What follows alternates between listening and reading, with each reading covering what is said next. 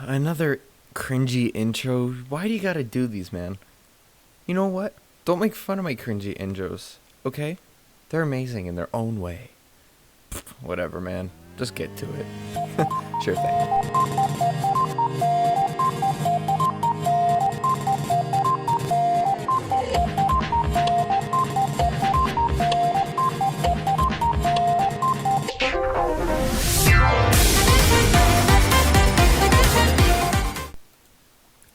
Hello guys and welcome back to a brand new episode of the Anime Talk. My name is Vinix, Craze Mike, just don't call me senpai, and we are going to continue to talk about the anime genres. Now, last time, I think we're about halfway done the list. Last time, I believe the last thing I went over was the school genre. So we're just going to keep going down the list, and I'm going to try to fly through all of these because I want to get this done, so next week I can start reviewing animes. I already got one planned, and then the week after that, I'm hoping to have someone come on and actually review an anime with me. So stay tuned for that, because that's going to be fun. But without any further ado, let's just get right into it. So we're just going to go straight into it with the that is not our anime genre, I'd like to have you know. We're just going to hop right into the martial arts. So, martial arts, when I think martial arts, I just think a bunch of punching. Like, they don't use, they're not using weapons like guns. Well, they're maybe using swords and nunchucks and stuff like that, but they're not using guns and stuff like that. So, a good example, and I hope this helps you understand what martial arts is, are animes like Dragon Ball Z and Naruto. Those are martial art animes. Obviously, Naruto, it's a lot of punching. It's martial arts. Come on, it's martial arts. Anyway, so if you're looking for martial arts, Naruto, Dragon Ball Z, it's basically like another action anime. So yeah, those two and Boruto, which is like the next season, kind of. Not next season, but like almost Naruto, but not quite, if you know what I mean. Okay. Next, we're moving on to historical.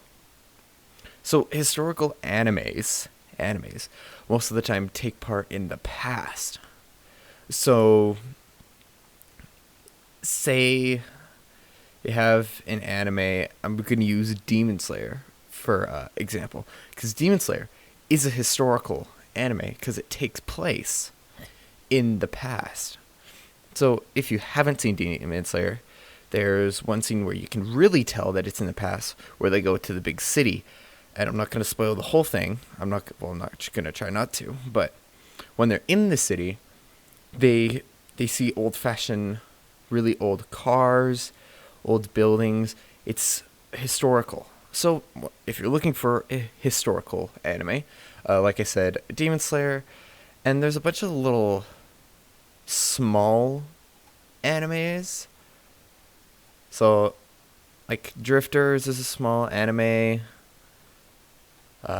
Just a bunch of there's not really any huge ones here that I'm looking at.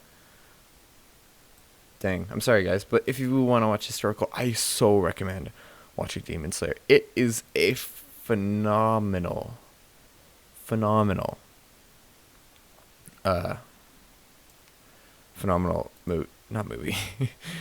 season. It's so good. Now, I'm gonna skip. There's one in here where there's a cars genre. Now, I don't know why. So cars genre has something to do with cars. Obviously, like racing, high-speed chases, stuff like that. But there aren't many. So it's going to be hard to give you suggestions. And I haven't seen any of these. So I don't want to give you a bad one. So that's why I'm skipping over this one and not giving you any suggestions. Because I don't want to give you a bad one. and you come at me like a pack of wild chihuahuas. So we're just gonna skip over that one, okay? Next is the supernatural genre. How to explain supernatural? Oh, here's a great example. Well, I hope it's great. If it's not, sorry. Now, if you've seen No Game, No Life, oh, it's so good. I will be doing a review on this one. It's so good. But if you take that, for example, or any other anime where the main character or someone else in their party gets transported to another world. For example, No Game, No Life. Don't want to spoil the whole thing, but basically, I'll give you a quick little demonstration.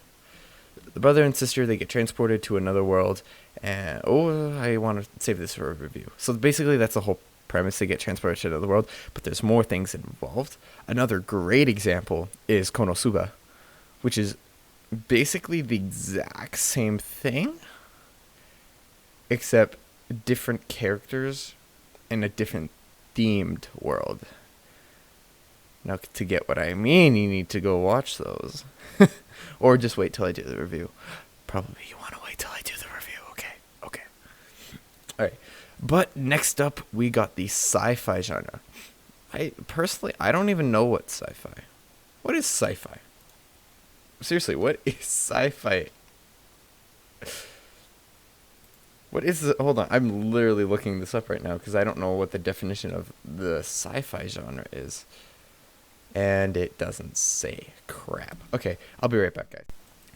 Alright, I am back. So, science fiction is sometimes shortened to sci-fi or SF, is a genre fiction that typically deals with imagination and futuristic concepts such as science and technology, space exploration, time travel, parallel universe, and extensional life? It says extensional, not life. Don't know what that means. But, so, now I understand what it is.